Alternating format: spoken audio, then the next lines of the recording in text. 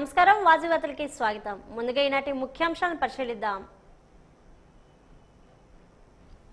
Ramoji Rao excellence అవార్డుల కార్యక్రమంలో పాల్గొన్న ఏపీ తెలంగాణ ముఖ్యమంత్రి. ఆయన జీవితం స్ఫూర్తిగా చరిత్ర పుటల్లో ఉంటుందన్న చంద్రబాబు నాయుడు.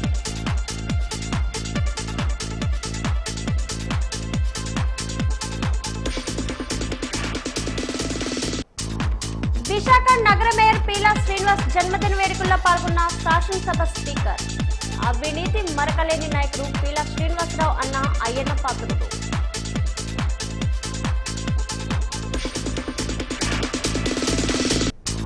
మన్యం జిల్లా సాలూరు మార్కెట్ యార్డ్ లో పత్తి కొనుగోలు కేంద్రం ప్రారంభించిన గిరిజన శాఖ మంత్రి.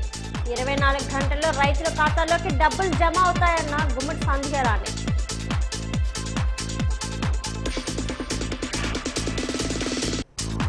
ప్రజా సమస్యల పరిష్కార వేదికలో 230 వినతులు స్వీకరించిన కలెక్టర్. వినతులు సత్వర పరిష్కారం అయ్యేలా చర్యలు తీసుకోవాలని అధికారులకు ఆదేశాలు జారీ చేసిన రామసుందర్ రెడ్డి.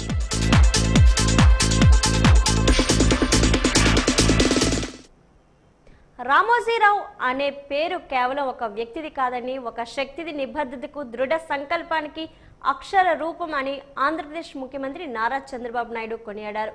దేశం నలుమూలల నుంచి రాజకీయ, పారిశ్రామిక, సినీ రంగాలకు చెందిన అతిరథ మహారథులు రామోజీరావు ఎక్సలెన్స్ అవార్డుల కార్యక్రమంలో పాల్గొన్నారు. ఈ సందర్భంగా సీఎం చంద్రబాబు నాయుడు మాట్లాడుతూ, దశాబ్దాల పాటు పత్రికా రంగాన్ని ప్రభావితం చేస్తూ కేవలం అక్షరాల ద్వారానే సమాజానికి మేలు చేసిన చరిత్ర రామోజీరావుదంటూ ప్రశంసించారు.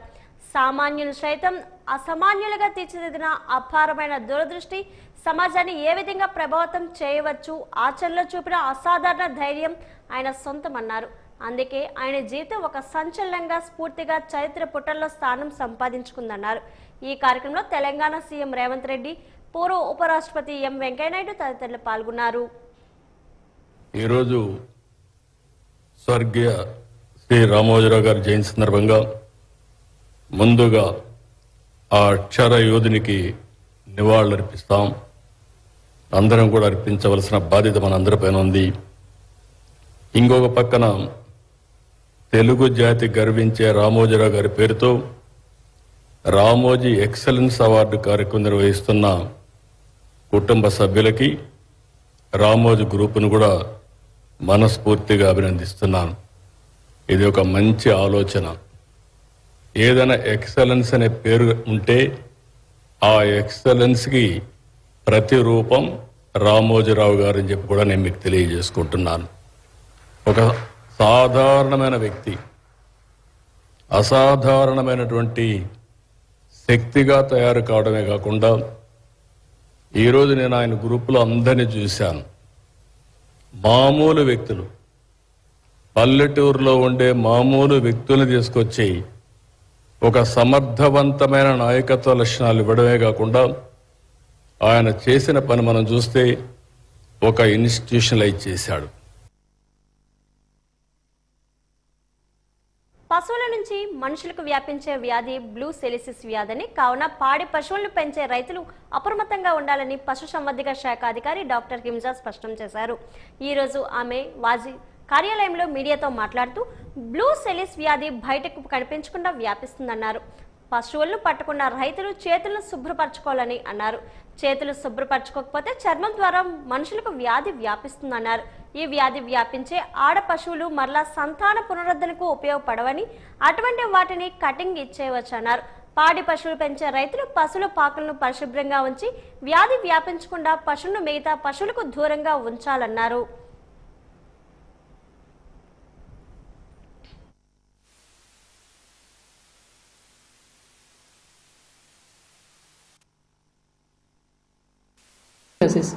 ఈ బ్రూసెల్లోసిస్ వ్యాధి సోకిన పశువుల్లో చివరి మాసాల్లో ఈసుకుపోవడం జరుగుతుంది. ఈ బ్రూసెల్లా అనేది ఆవులు, గేదెలు, గొర్రెలు, మేకలు, పందులు, కుక్కలు అన్నిట్లో ఈ వ్యాధి సంక్రమిస్తుంది. అదేవిధంగా అన్నిటి నుంచి కూడా మనుషులకి ఈ వ్యాధి సంక్రమించే అవకాశం ఉంటుందన్నమాట.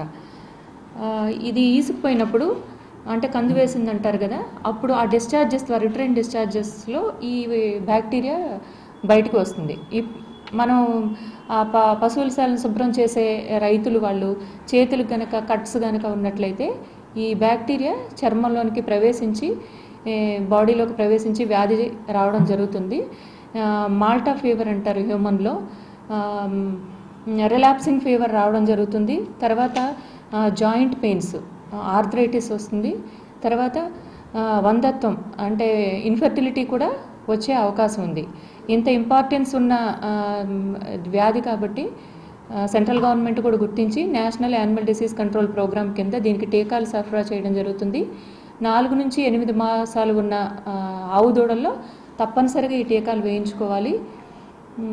మగ దూడలకు వెయ్యరు, ఓన్లీ ఆవు పెయ్యలకే 4 నుంచి 8 మాసాలు ఉన్న వాటికే వెయ్యాలి.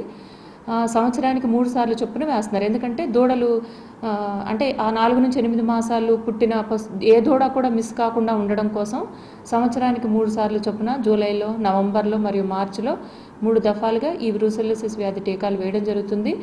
అంతేకాకుండా ఈ ఈసుకుపోయిన పశువు ఉంటే కూడా మేము వాటికి బ్లడ్ రక్త నమూనాలు పంపించినట్లయితే టెస్ట్ చేసి అది బ్రూసెల్లానా లేదంటే వేరే వ్యాధి వల్ల దేనివల్ల అది ఈసుకుపోవడం జరిగిందో గుర్తించడం జరుగుతుంది.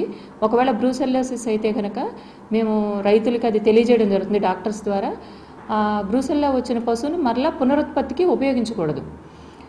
బ్రూసెల్లోసిస్ వ్యాధి వచ్చిన పశువు మొదటిసారి ఈసుకుపోవడం జరుగుతుంది, కానీ తర్వాత ఇమ్యూనిటీ రావడం వల్ల ఏమవుతుందంటే రెండోసారి ఈసుకుపోదు.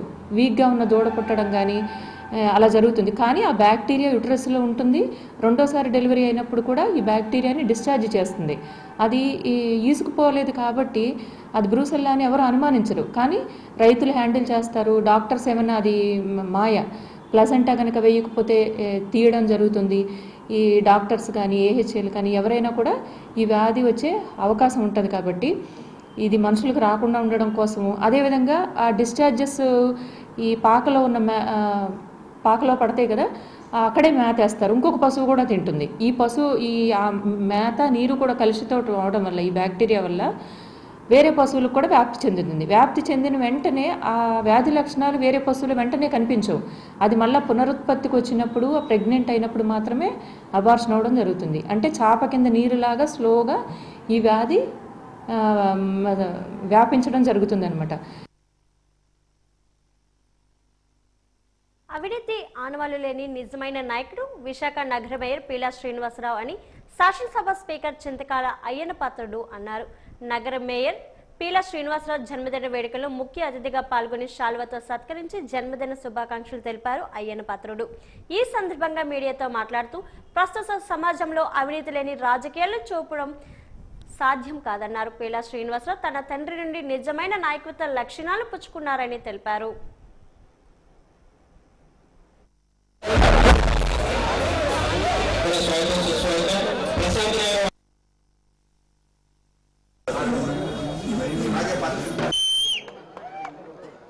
పీలా శ్రీని గురించి నేను కొత్తగా చెప్పేది ఏముందని మీ అందరికీ తెలిసిన వ్యక్తి, మీ అందరి మనిషి.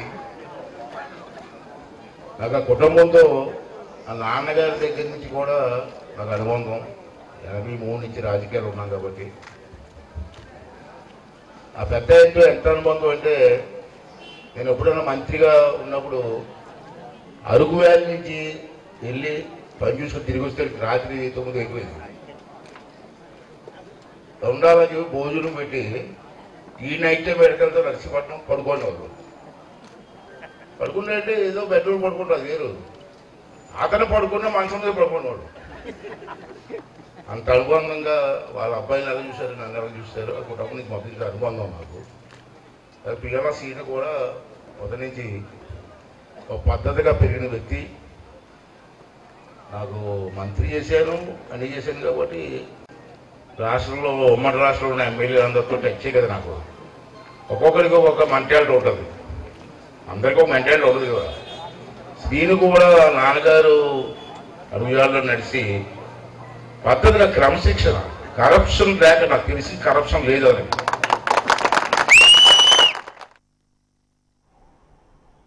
ప్రజా ఫిర్యాదులను తక్షణమే పరిష్కరించి పురసేవలు మరింత విస్తృతపరచనున్నట్లు విజయనగరం నగరపాలక సంస్థ కమిషనర్ పల్లి నల్లనయ్య తెలిపారు. ఈ రోజు ఆయన కార్యాలయంలో నిర్వహించిన ప్రజా సమస్యల పరిష్కార వేదిక కార్యక్రమానికి ఒక ఫిర్యాదు అందింది.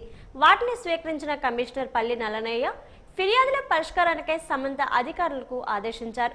టౌన్ ప్లానింగ్ విభాగానికి సంబంధించి ఒక ఫిర్యాదు అందింది. ఈ సందర్భంగా మీడియాతో కమిషనర్ పల్లి నల్లనయ్య మాట్లాడుతూ ప్రతి సోమవారం నగరపాలక సంస్థ కార్యాలయం నందు ప్రజా సమస్యల పరిష్కార వేదిక కార్యక్రమం నిర్వహిస్తున్నట్లు చెప్పారు. వీటిలో వచ్చిన ఫిర్యాదులు ప్రాధాన్యతా క్రమంలో పరిష్కరించేందుకు తగు చర్యలు చేపడుతున్నామన్నారు. నిరంతరం క్షేత్రస్థాయి పర్యటనలు చేస్తూ ప్రజా సమస్యలను తెలుసుకొని వాటిని కూడా పరిష్కరిస్తామన్నారు. అలాగే సిబ్బంది దృష్టికి వచ్చిన ఫిర్యాదులను కూడా వెంటనే పరిష్కారం దిశగా చొరవ చూపాలని ఆదేశిస్తున్నామని చెప్పారు. ఈ కార్యక్రమంలో ప్రజారోగ్య అధికారి doctor Kondapalli Shram Sambamurthy, assistant city planner Haribabu పాల్గొన్నారు.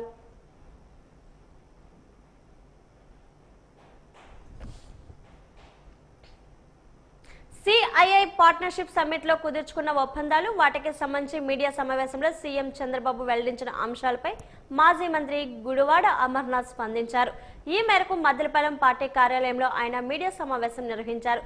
సిఐఐ సమ్మిట్ ఒప్పందాల ద్వారా 13 లక్షల కోట్ల పెట్టుబడులు, 16 లక్షల ఉద్యోగాలు వస్తాయని సీఎం చంద్రబాబు వారి మంత్రివర్గం పెద్ద ఎత్తున ప్రచారం చేస్తుండడం సరికాదన్నారు.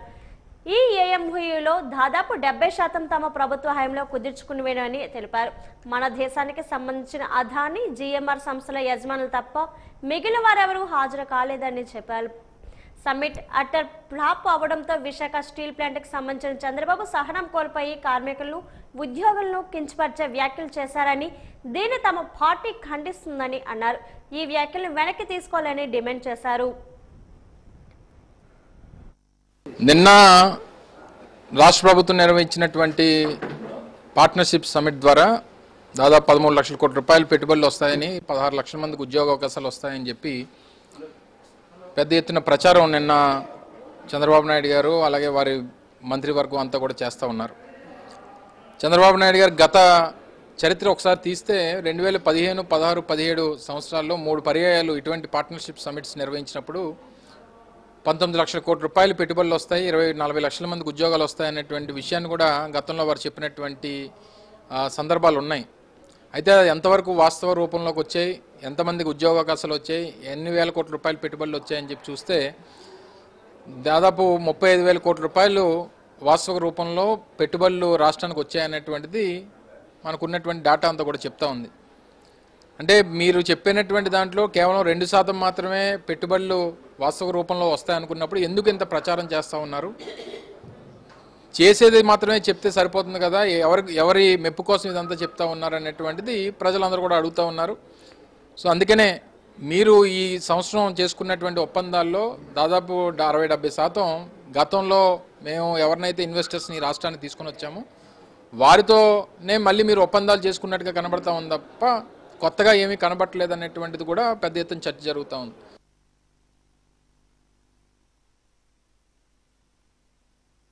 పార్తీపురం మన్యం జిల్లా సాలూరు మార్కెట్ యార్డ్లో ప్రతి కొనుగోలు కేంద్రాన్ని గుమ్మిడి సంధ్యారాన్ని ప్రారంభించారు. 24 గంటల్లో రైతుల ఖాతాల్లో డబ్బులు పడనున్నాయి. ప్రభుత్వం రైతుల సంక్షేమానికి కట్టుబడి ఉంది. గోనె సంచులు, లేబర్, రవాణా ఛార్జీలు అన్ని ప్రభుత్వమే భరిస్తుంది.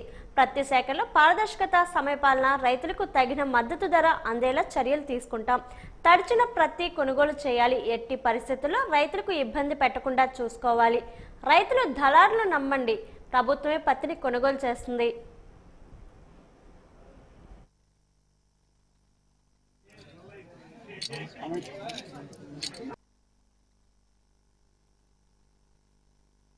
చంద్రబాబు నాయుడు గారు 24 గంటల్లోపు ధాన్యం కొనుగోలు డబ్బులు పడాలి అన్నారు. అలాగే 2 గంటల్లో కూడా డబ్బులు పడినటువంటి దాఖలాలు ఉన్నాయి. ఈ రోజు పత్తి మన క్వింటాల్ ఏదైతే మనం ఇస్తున్నామో దాని 8,110 రూపాయలు ఇస్తున్నామో అది కూడా 48 గంటల్లో డబ్బులు పడతాయి అని మీ అందరికి కూడా నేను తెలియజేస్తున్నాను. కాబట్టి మనం కూడా బయట 5,000కు 6,000కు అలాగ అమ్మేసుకోవడం వల్ల రైతులకు ఎంత నష్టం. ఎందుకు ఒక్క నిమిషం ఇలా వచ్చి, ఎందుకంటే ఇందాక మన సోదరులు చెప్పింది, వాళ్ళిద్దరూ చెప్పిన 2 కరెక్టే. ఇక్కడికి వస్తే విషయాలు తెలుస్తాయి అన్నది ఒకటి, పర్వాలేదు ఫోన్ లోనే అన్ని చూసుకొని నేర్చుకుంటాం ఒకటి, 2 కరెక్టే. కానీ ఫోన్ లో చూసి ఏమి నేర్చుకున్నారు? మీరు మీతో మాట్లాడతారన్నారంటే ఎస్ ఈ స్పోక్ టు బి అని చెప్పారు. అంటే ఆల్రెడీ మన సార్ కూడా మాట్లాడారు ముఖ్యమంత్రి గారు, నేను కూడా ఆయన వివరంగా చెప్పాను. ఆయన వివరంగా అడిగారు కూడా అసలు ఏంటి అని. 50 ఏళ్ల క్రితం ఇది ఒక కోర్టు స్టేటస్ కోలో ఉంది, కానీ ఆ స్టేటస్ కోలో ఉన్నదాన్ని మేము వాళ్ళకి ఆపితే పర్వాలేదు, ఎందుకంటే మీరు చేసి మమ్మల్ని ఆపమంటే కరెక్ట్ కాదు, లేకపోతే గో బ్యాక్ ఆంధ్ర అన్నా కూడా కరెక్ట్ కాదు. కాబట్టి దీని మీద కూడా మీరు సరైన నిర్ణయం తీసుకుంటే పార్వతీపురం కురుపామ ఏరియాలో ఉన్నటువంటి రైతులందరికీ ఇబ్బందిగా ఉండదు అని చెప్పితే అప్పుడు ఖచ్చితంగా ఈ రెండింటి మీద ఖచ్చితంగా మాట్లాడి సానుకూలంగా వారు స్పందించారు. అందుకే ఈ సభాముఖంగా వారికి కూడా నా హృదయపూర్వకంగా ధన్యవాదాలు తెలియజేస్తున్నాను. ఎందుకంటే అందరం రైతులమే, మన జిల్లా రైతు. మళ్ళీ అది ఎల్లుండే 7,000 రూపాయలు అయిపోతున్నారు. మొదట మనం 7,000 తీసుకున్నాం, ఇప్పుడు 7,000 తీసుకుంటాం, తర్వాత ఇంకా 6,000 వస్తుంది.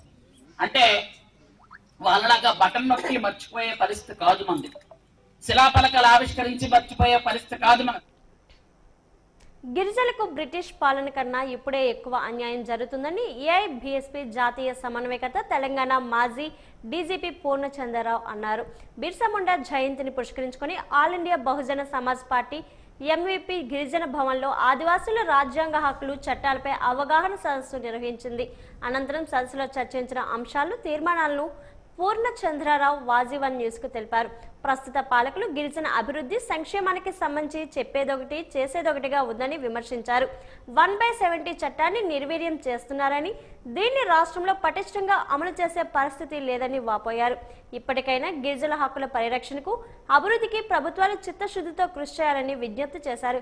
ఈ సమావేశంలో ఏఐబీఎస్పీ చైర్మన్ లింగయ్యరావు, రాష్ట్ర సమన్వయకర్త రాజారావు తదితరులు పాల్గొన్నారు. రాష్ట్రాల నుంచి 3 రాష్ట్రాల నుంచి ఆదివాసీ సంఘాల నాయకులు, రాజకీయ నాయకులు సమావేశమయ్యారు. తెలంగాణ, ఆంధ్రప్రదేశ్, ఒరిస్సా రాష్ట్రాల నుంచి రాజకీయ నాయకులు, సంఘాల నాయకులు వచ్చారు. ఆదివాసీ హక్కుల విషయంలో, రాజ్యాంగ హక్కుల విషయంలో జరుగుతున్నటువంటి తీవ్రమైన అన్యాయాన్ని నిరసిస్తూ, మరి రాజ్యాంగంలోని 5వ షెడ్యూల్లో ఒక ప్రత్యేక పాలిత ప్రాంతాలుగా ఉన్న ఆదివాసీ ప్రాంతాలలో ఉన్నటువంటి భూమిని ఆదివాసీయేతరులు హరిస్తున్నారు. అలానే స్వయం పాలనా హక్కును కూడా హరిస్తున్నారు. అటవీ హక్కులను కూడా హరిస్తున్నారు. ఇదే రకంగా కనుక కొనసాగితే కొన్నాళ్ళకి ఆదివాసీలకు ఉండటానికి భూమి ఉండదు, నీళ్లుండవు, మరి ఉద్యోగాలు కూడా మాయమైనటువంటి పరిస్థితి ఏర్పడింది. ఆ భూమి ఆదివాసులది, కానీ ఆదివాసులు అడవి, భూమి, అక్కడున్న నీరు, వీటి మీద ఆధారపడి బతుకుతున్నారు. ఇప్పుడు అదే జల్ జంగిల్ జమీన్, దాన్ని కాపాడేది రాజ్యాంగం. కానీ వీళ్ళు ఆ రాజ్యాంగం మీద ప్రమాణం చేసినటువంటి కేంద్ర రాష్ట్ర పాలకులు ఆ రాజ్యాంగ చట్టాలని పక్కన పెట్టి దాన్ని కాలరాస్తూ ఆదివాసులకు అనే రకాలుగా ఇబ్బంది పెడుతున్నారు. వాళ్ళ భూములు లాక్కుంటున్నారు, నీరు లాక్కుంటున్నారు, అడవులు లాక్కుంటున్నారు. అడవి ఆధారం ఆదివాసులకి, మరి అడవి లేకుండా చేస్తే వీళ్ళు ఎలా బతకాలి? పట్టణంలోని గూడ్షెడ్ ప్రాంతంలో ఉన్న సుబ్రహ్మణ్యేశ్వర స్వామి ఆలయంలో, ఉమా రామలింగేశ్వర స్వామి ఆలయంలో కార్తీక మాస 4వ సోమవారం సందర్భంగా పరమశివునికి ప్రత్యేక పూజలు నిర్వహించారు. ఉదయం ఏకుజాం నుంచే శివునికి పూజలు చేశారు. శివనామ స్మరణతో ఆలయ ప్రాంగణం మారుమ్రోగింది. మహిళల పుణ్య స్నానాలు ఆచరించి కార్తీక దీపాలను వెలిగించి మొక్కులు చెల్లించుకున్నారు. ఈ సందర్భంగా ఆలయ చైర్మన్ ఆర్ శంకర్ రెడ్డి మాట్లాడుతూ, కార్తీక మాసంలో భక్తులకు ఎలాంటి అసౌకర్యం లేకుండా అన్ని రకాల ఏర్పాట్లు చేశామన్నారు. రేపు భారీ అన్నదాన కార్యక్రమాన్ని నిర్వహిస్తున్నామన్నారు. అన్నదాన కార్యక్రమాన్ని విజయవంతం చేయాలని పిలుపునిచ్చారు.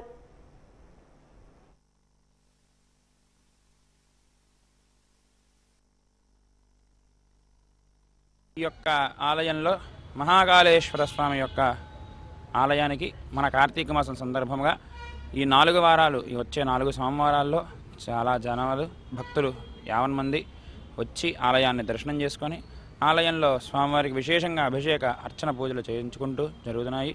ఈరోజు 4వ సోమవారం సందర్భంగా జనాలు, మన భక్తులు 50 మంది వీచేసి ఈ యొక్క ఆలయంలో చక్కగా పూజా కార్యక్రమాలన్నీ నిర్వహించుకొని స్వామివారి యొక్క అనుగ్రహానికి పాత్రలవుతున్నారు. అలాగే మన ఈ కార్తీక సోమవారాల సందర్భంగా సాయంత్రం 8 గంటలకు మన మహాకాళేశ్వర స్వామివారికి విశేషంగా నక్షత్రహారతులు కార్యక్రమం కూడా జరుగుతుంది. ఈరోజు 4వ సోమవారం సందర్భంగా ఈ యొక్క సాయంత్రం విశేష హారతితో స్వామివారు చాలా అందంగా దర్శనం ఇవ్వడం జరుగుతుంది. అలాగే రేపు వచ్చే శుక్రవారం పోలిపాడ్యం సందర్భంగా మన ఆలయంలో చాలామంది భక్తులు ఈ యొక్క ఆలయ సందర్శనార్థం కార్తీక మాసంలో మొత్తం 30 రోజులు చక్కగా నిర్వహించుకొని ఇదంతా అయిన తర్వాత ఈ యొక్క కార్తీక మాస పుణ్యఫలాన్ని అది దారబోసి వీరి యొక్క పుణ్యఫలాన్ని స్వామివారికి ఇస్తే స్వామివారి యొక్క అనుగ్రహానికి పాత్రలు కావాలని చెప్పి ఇలా చక్కగా వచ్చి పూలపాటిని కూడా చాలామంది భక్తులు ఇక్కడికి వీచ్చేసి చక్కగా దానాలు చేసుకుంటూ స్వామివారికి అభిషేకాలు అర్చనలు జరిపించుకుంటూ ఈ యొక్క పూజా కార్యక్రమాలన్నీ నిర్వహించుకుంటున్నారు. ఫిషింగ్ హార్బర్లు హత్యకు గురై రాయితీ కృష్ణ కంబాల స్వాతి మరణాలపై పోలీసులు తక్షణమే న్యాయపరమైన చర్యలు తీసుకోవాలని ఆంధ్రప్రదేశ్ మత్స్యకారుల మత్స్య కార్మిక సంఘం నాయకులు చంద్రశేఖర్ డిమాండ్ చేశారు. ఈ మేరకు వన్ టౌన్ పోలీసుల అలసత్వాన్ని నిలదీస్తూ జిల్లా కలెక్టర్ వద్ద ప్రజా సమస్యల పరిష్కార వేదిక కార్యక్రమంలో పాల్గొని వినతి పత్రాన్ని అందజేశారు. అనంతరం వారు మీడియాతో మాట్లాడుతూ బాధితులు న్యాయం కోసం పోలీస్ స్టేషన్ చుట్టూ తిరుగుతూ ఉంటే DNA రిపోర్ట్ రావాలని తత్సారం చేస్తున్నారని మండిపడ్డారు. అనధికార మృతదేహంగా గుర్తించి దహన సంస్కారాలు చేసిందే కాకుండా కుటుంబ సభ్యులు అడిగితే ఆధారాలు చూపాలంటూ ఎదురు ప్రశ్నిస్తున్నారని మండిపడ్డారు. నిందితులు తామే హత్య చేస్తామని చెప్పుకొని తిరుగుతున్న చర్యలు చేపట్టడం లేదని వాపోయారు. తక్షణమే పోలీసుల అలస్తత్వాన్ని విడనాడి న్యాయం చేయాలని, లేని పక్షంలో భారీ ఎత్తున నిరసనలు తెగబడతాయని హెచ్చరించారు. ఈ కార్యక్రమంలో మత్స్యకార సంఘం నాయకులు పాల్గొన్నారు. బాడీ కింద పోలీసులు దహనం చేశారు. అది మా బాడీ అని బాధిత తల్లి ఎవరైతే చనిపోయాడో తల్లి ఆ కుటుంబ సభ్యులు పోలీస్ స్టేషన్కి వెళ్ళి ఫోటోలు చూపిస్తే ఇది మా బాడీ అని చెబితే మీ బాడీ అని మా గ్యారంటీ ఏంటి అని చెప్పి ఆ చనిపోయిన ఒక తల్లిని DNA టెస్ట్ తీసుకెళ్ళి ఇప్పుడు 3 మాసాలు కావస్తుంది. ప్రతిరోజు బాధితులు పోలీస్ స్టేషన్కి వెళ్తున్నారు. పోలీస్ స్టేషన్కి వెళ్తే ఎవరైతే చంపివేయబడినాడో స్వయాన బామ్మర్ది అయినటువంటి వాడు నేను చంపేశానని తన భార్యతో చెప్తే అప్పటి నుంచి పరారీలో ఉన్నాడు. ఆయనతో పాటు ఎవరైతే 8 ఉన్నారో వాళ్ళు కూడా పరారీలో ఉన్నారు. ఇప్పుడు వరకు కూడా పరారీలో ఉన్న వ్యక్తుల్ని పోలీసులు పిలిపించడం లేదు. DNA రిపోర్ట్ రావాలి, అప్పుడే కానీ మీ మీద దీనిపైన ఎటువంటి చర్య తీసుకోమని చెప్తున్నారు. ఒక పక్క చంపేసిన వాళ్ళు మేమే చంపాను స్వయంగా తన భార్య గారు ఒప్పుకున్నారు. ఆ బంధువులు కూడా ఈ బాడీ మాదే అని చెప్తున్నారు. అయినా సరే పోలీసులు ఇప్పటి వరకు ఎటువంటి యాక్షన్ తీసుకోవడం లేదు. ఇది చాలా దుర్మార్గమైన చర్య. అనేక సార్లు పోలీస్ స్టేషన్కి వెళ్తే కాలయాపన చేస్తున్నారు తప్ప ఎటువంటి చర్య తీసుకోవడం లేదు. ప్రజా సమస్యల పరిష్కార వేదికకు వచ్చిన వినతులు త్వరితగతిన పరిష్కరించాలని సంబంధిత అధికారులకు జిల్లా కలెక్టర్ ఎస్ రామసుందర్ రెడ్డి ఆదేశించారు. కలెక్టర్ ఆడిటోరియంలో నిర్వహించిన ప్రజా సమస్యల పరిష్కార వేదికకు విశేషమైనటువంటి స్పందన లభించింది. జిల్లా కలెక్టర్, జిల్లా రెవెన్యూ అధికారి, స్పెషల్ డిప్యూటీ కలెక్టర్లు ప్రజల నుండి దరఖాస్తులను స్వీకరించి వారి సమస్యలను సాధారణవాదంగా విన్నారు.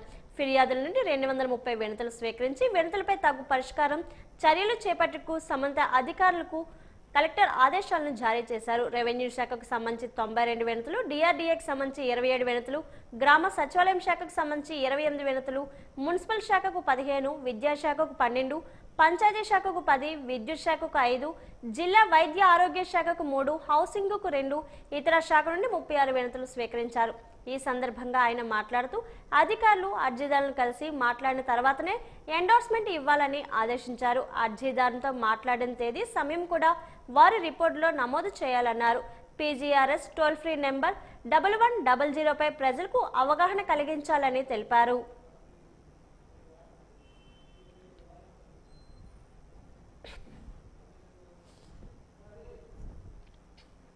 భూమిపైన పెట్టిన పెట్టుబడి బంగారంతో సమానమని, అందుకే ఈ సరికొత్త కాన్సెప్ట్కు మైలాండ్ మై గోల్డ్ అని పేరు పెట్టామని Myland infra developers MD D Srinivasaraju తెలిపారు.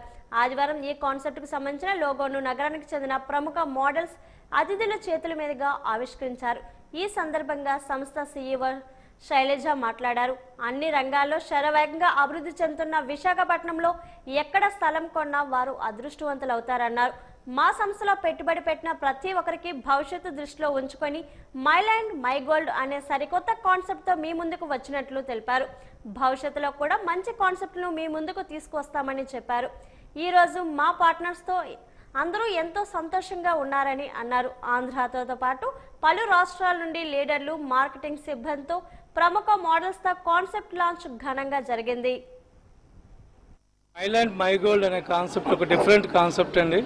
ఇప్పుడు భూమి ఏ విధంగా పెరుగుతుందో గోల్డ్ కూడా అదే విధంగా పెరుగుతుంది. గోల్డ్ అనేది ఈరోజు సామాన్యుడికి అందలేని రేట్లో ఉంది. దీన్ని ప్రతి ఒక్కరికి ఒక సిస్టమ్ ద్వారా, పార్ట్నర్షిప్ అనే సిస్టమ్ ద్వారా కంపెనీ ఇవ్వాలనే ఒక ఉద్దేశంతో, ఒక మంచి ఉద్దేశంతో ఈ కాన్సెప్ట్ లాంచ్ చేయడం జరిగిందండి. మైలాండ్ ఇన్ఫ్రా డెవలపర్స్ కంపెనీ పెట్టి 10 months అవుతుందండి. మేము ఏదైతే రియల్ ఎస్టేట్ డౌన్ అవుతున్న టైంలో ఒక కొత్త కాన్సెప్ట్తో ముందుకు వచ్చామండి.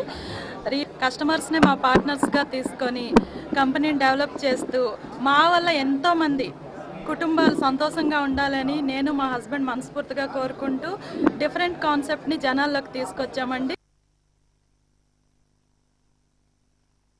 గుర్ల మండలంలో స్టీల్ ప్లాంట్ ఏర్పాటు చేస్తామని, దానికి రైతుల వద్ద నుండి భూములు తీసుకుంటామని ప్రకటనలు వస్తున్న నేపథ్యంలో దానికి వ్యతిరేకంగా సంబంధిత రైతులు ఈ రోజు కలెక్టరేట్ ఎదుట ధర్నా నిర్వహించారు. ఈ సందర్భంగా డమర్సింగి సర్పంచ్ మీసాల ప్రసాద్ మాట్లాడుతూ బెల్లానపేట, డమర్సింగి, కెల్లా, వల్లాపురం, మన్యపురిపేట గ్రామాల పరిధిలో స్టీల్ ప్లాంట్ ఏర్పాటుకు భూమిని సేకరిస్తున్నామని వార్తలు వస్తున్నాయన్నారు. వ్యవసాయ ఆధారిత భూముల్లో స్టీల్ ప్లాంట్ ఏర్పాటు చేయడం వల్ల రైతులు ఉపాధిని కోల్పోతారని ఆవేదన వ్యక్తం చేశారు. స్టీల్ ప్లాంట్ ఏర్పాటు నిర్ణయం వెనక్కి తీసుకోవాలని డిమాండ్ చేశారు. లేకపోతే ఉద్యమాన్ని ఉధృతం చేస్తామని హెచ్చరించారు. గత నెల రోజులుగా స్మెల్టన్ అనే స్టీల్ ప్లాంట్ గుర్ల మండలంలో దమర్సింగి, వల్లపురం, ఎస్ఎస్ఆర్ పేట, కల్లా, మణిపూర్పేట తదితర గ్రామాల్లో భూములు తీసుకొని ఇక్కడ స్టీల్ ప్లాంట్ నిర్మాణం పనులు జరుగుతాయని వార్త పేపర్లో వచ్చింది. ఈ వార్త వచ్చినప్పటి నుంచి కూడా ఈ 5 గ్రామాల్లో కూడా సుమారు దాదాపుగా 5,000 కుటుంబాలు ఈ యొక్క వ్యవసాయం పనులు చేసుకుంటూ జీవిస్తున్నారు. ఇక్కడ ప్రధానంగా 3 పంటలు పండుతాయి.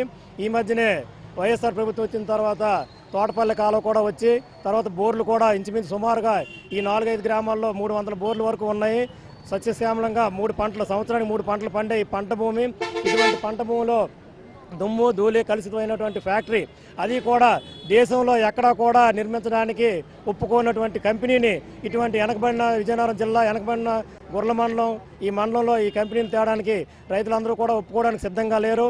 అలాగే ఏదైతే ఈ కంపెనీ విషయమే గత నెల రోజులుగా అధికార పార్టీ నాయకులు, ప్రతినిధులు అందరూ కూడా గ్రామాల్లో ఇక్కడ పరిశ్రమలు వస్తాయి, ఈ పరిశ్రమల్లో స్టీల్ ప్లాంట్ వస్తుందని ప్రచారంతో రైతుల భూములు పోతాయని రైతులందరూ కూడా, వృద్ధ రైతులందరూ కూడా బెంగ పెట్టుకొని రోజు కూడా ఎవరి భూమి అయిపోతుందని బెంగ పట్టుకుంటూ ఉన్నారు. కాబట్టి ఈ విషయమే రైతుల తరఫున ఈరోజు కలెక్టరేట్కి మీడియా ప్రతినిధులకి, కలెక్టర్ గారికి వినతిపత్రం ఇవ్వడానికి మేమందరం రావడం జరిగింది.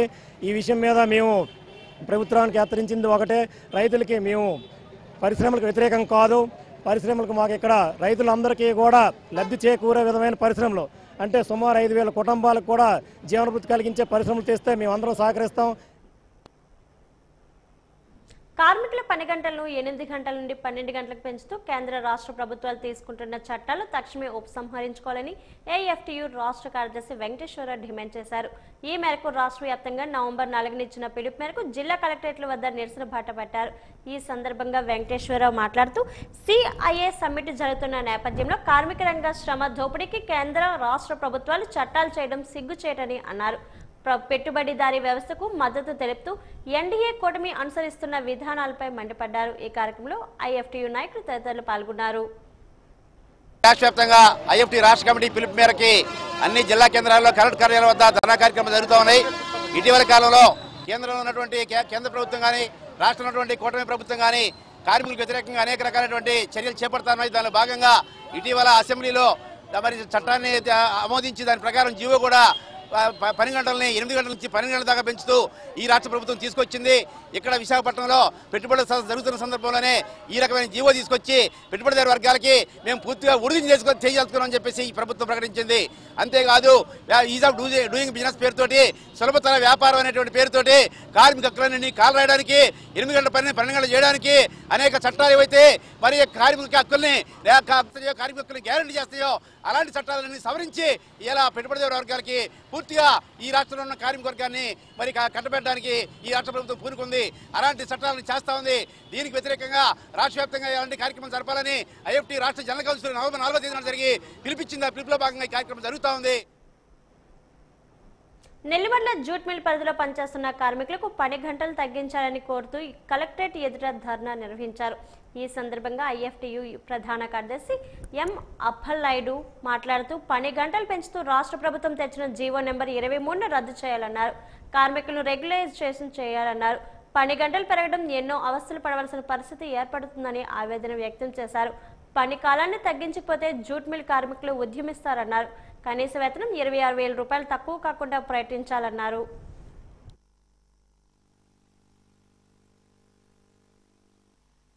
సెక్టర్లో 85 నుంచి కూడా పనిచేస్తున్నాం. 85 నుంచి ఆనాడు 7,000 మంది కార్మికులు ఉన్నటువంటి కంపెనీ ఈనాడు 1000 మంది 1200 మందికి దిగజారింది. అంటే మేనేజ్మెంట్ తాలూకా దగుడుబాజీ పనుల వల్ల కార్మికులు చెల్లిపోయిన కార్మికులకి ఎవరికి గ్రాడ్యుయేట్ కానీ పెన్షన్లు కానీ రాకుండా, అలాగే రిటైర్ అయిన కార్మికులకు కూడా పెన్షన్లు పిఎఫ్లు రాకుండా, అలాగే కాలయాపన చేస్తూ కార్మికులు రిటైర్ అయిన కార్మికులు చెల్లిపోయే వరకు కూడా వారికి ఎవరికి కూడా ఇవ్వకుండా ఒక్కసారి ఎగవేత మొదలుపెట్టింది. దీని గురించి మేము అధికారుల దృష్టికి తీసుకెళ్ళడం జరుగుతుంది. తప్పదప్పాలకు తీసుకెళ్ళాము, ఇప్పుడు కూడా తీసుకొస్తున్నాము. వచ్చినా సరే వాడు ఏం చేస్తానంటే గత 2018 నుంచి పిఎఫ్లు ఎవరికి కూడా కార్మికులు 11 మందికి 1000 మందికి ఇంతవరకు కట్టలేదు 2018 నుంచి. కానీ ఇప్పుడు పిఎఫ్ అధికారులకి ఆ విషయం తెలిసి కూడా ఆ బ్యాలెన్స్లు అడగకుండా 2024లో మిల్లీ స్ట్రైక్ 25లో మళ్ళీ తిరిగింది. ఈ బ్యాలెన్స్లు కడితే ఈ బ్యాలెన్స్లు అందుకుంటారు. కానీ పాత బ్యాలెన్స్ల గురించి పిఎఫ్ అధికారులు కూడా కలుపు చేసుకుని అవి రికవరీ చేయడం లేదు. ఈ కోసం జీవితాంతరం 38 సంవత్సరాలు మా ట్రైనింగ్ పీరియడ్తో 40 సంవత్సరాలు పనిచేస్తే ఒక యజమాన్యం కాడ ఇప్పుడు మా పిఎఫ్లు, మా కష్టాలు, మా పెన్షన్లు కూడా అక్కడ వదిలేయడానికి మేము పనిచేసామా? అది కరెక్ట్ కాదనేసి పిఎఫ్ అధికారులకు కూడా ఈ విషయం తెలియజేస్తాను.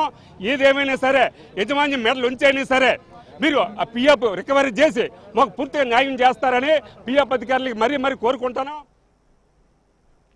నేటి ఆధునిక కాలంలో ప్రభావవంతమైన చికిత్స కోసం ఖచ్చితమైన రోగ నిర్ధారణ చాలా ముఖ్యమైన భీమిలి ఎమ్మెల్యే గంటా శ్రీనివాసరావు పేర్కొన్నారు. సోమవారం ఎంఈపీ కాలనీ సెక్టర్ 4లో నూతనంగా నిర్మించిన అపోలో డయాగ్నోస్టిక్ సెంటర్ను ఆయన తూర్పు కాపు ఎమ్మెల్యే వెలగపూడి రామకృష్ణబాబుతో కలిసి ప్రారంభించారు.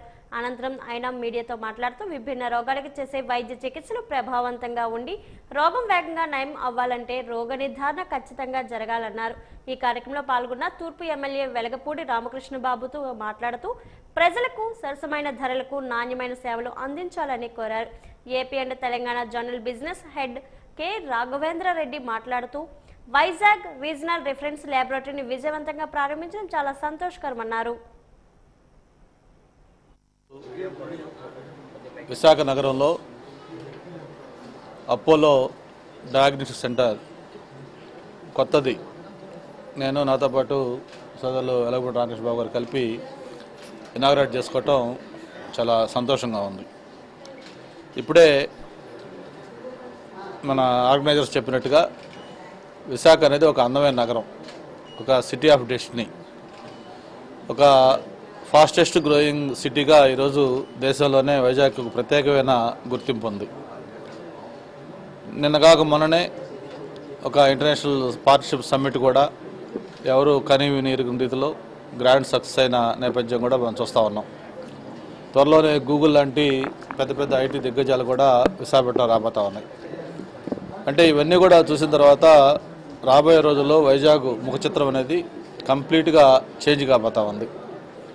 ఇలాంటి వైజాగ్లో మెడికల్ సైడు అపోలో ఇప్పటికే హాస్పిటల్ కూడా రామ్నగర్లో ఉంది. దాంతోపాటు గతంలో 2014-19 తెలుగుదేశం ప్రభుత్వం అధికారంలో ఉండగా మన ప్రీతం ముఖ్యమంత్రి చంద్రబాబు గారి చేతుల మీదుగానే అరిలోలో అపోలో సెంటర్ హెల్త్ హాస్పిటల్ కూడా అప్పుడు ఆ రోజు మనం స్టార్ట్ చేసుకోవడం జరిగింది. This launch over here is one more feather in the head of Apollo Group. Apollo has a dream to be providing healthcare services to the neighborhood, and in that process this is like another addition where we are trying to give testing within 6 hours and within a quick kind of a turnaround time which is required, so there is no need to go to other places for sending the samples. Apollo being very well equipped with having ultra modern equipments, very good team of doctors, very good team of technicians, a logistic department, and if you would have seen over here, we have all state-of-the-art equipments from the best of the companies, where the chances of having an error and having an accurate result. Vizianagaram మండలం రాకోడు గ్రామ పరిధిలో భూములు రీసర్వేలో revenue అధికారులు అవినీతికి పాల్పడుతున్నారని రాకోడు రైతులు ఆవేదన వ్యక్తం చేస్తున్నారు. అవినీతికి పాల్పడిన వారిపై చర్యలు తీసుకోవాలని కోరుతూ ఏపీ రైతు సంఘం ఆధ్వర్యంలో కలెక్టరేట్ ఎదుట ఆ గ్రామ రైతులు ధర్నా నిర్వహించారు. రీసర్వేలో భాగంగా రైతులు భూములు ఆన్లైన్లో చేర్చాలంటే ఎకరాకు ₹1,00,000 ఇవ్వాల్సిందిగా రెవెన్యూ అధికారులు డిమాండ్ చేస్తున్నారని వారు వాపోయారు. గత సంవత్సర కాలంగా చాలా మంది రైతులు మ్యూటేషన్లు కూడా సంబంధిత అధికారులు తిరస్కరించారని చెప్పారు.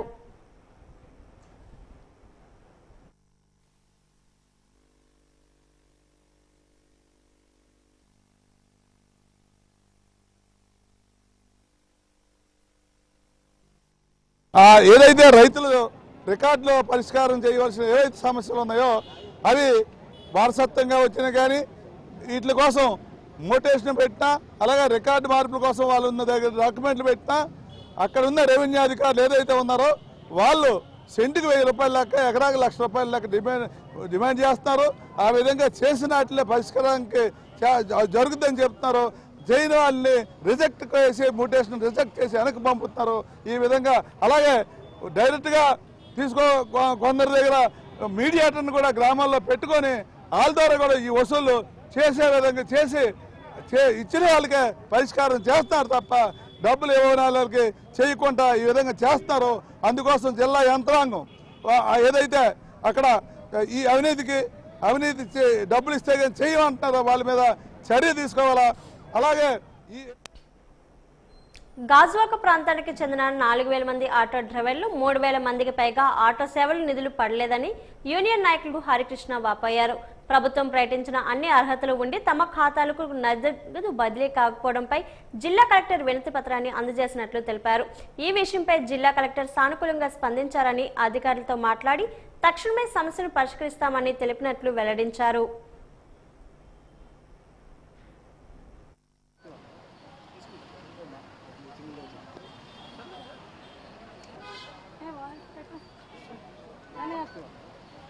ఏరియా 86 స్టాండ్లో సుమారుగా ఇంచుమించు ఒక 4,000 మంది ఆటో కార్మికులు ఉన్నాం.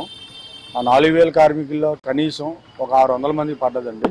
ఈ ఆటో సేవ మన నారా చంద్రబాబు నాయుడు మా ఆటో కార్మికులు నష్టపోతున్నారని ఆటో సేవలో పథకం పెట్టారు. ఈ 4,000 మందిలో ఒక 600 మందికి అమౌంట్ పడ్డదండి. మిగతా మందికి చాలా మందికి అమౌంట్ పడలేదు. కావున సదురు ఈరోజు కలెక్టర్ గారికి కలవాలి, మా యొక్క విన్నపం తెలియజేయాలని మా యూనియన్ తరఫున కలెక్టర్ కార్యాలయానికి వచ్చామండి. సదురు మన కలెక్టర్ గారి దృష్టికి వెళ్తే కొద్దిగా మాకు న్యాయం జరుగుతుందని, అలాగే మన సీఎం గారు కూడా మాపై చిన్న దృష్టి పెట్టి ఆ యొక్క అమౌంట్ జమ చేయవలసిందిగా మీడియా మిత్రుల తరఫున ఈ యొక్క విన్నపం జరుగుతుందండి. విజయనగరం పట్టణ పరిధిలో ఉన్న ధర్మపురి పరిధి తోటపాలెం సర్వే నెంబర్ 56/2లో చెరువు విస్తీర్ణం 6 ఎకరాల 45 సెంట్లు ఉండేదని, కానీ ప్రస్తుతం ఆక్రమణకు గురవుతుందని, కబ్జాదారుల నుండి చెరువును పరిరక్షించాలని జిల్లా రజక సంఘం సలహాదారు పి చెల్లారావు కోరారు. పీజీఆర్ఎస్లో ఈరోజు వారు వినతి పత్రం అందజేశారు. చెరువు కబ్జా జరగడం వల్ల చెరువు విస్తీర్ణం తగ్గి నీటి నిల్వలు తగ్గుముఖం పట్టాయని అన్నారు. దీంతో రజక వృత్తికి తీవ్ర ఇబ్బందులు పడవలసిన పరిస్థితి ఏర్పడుతుందన్నారు. తక్షణమే కబ్జాదారులపై చర్యలు తీసుకోవాలన్నారు. రజక వృత్తిదారులకు న్యాయం చేయాలని కోరారు.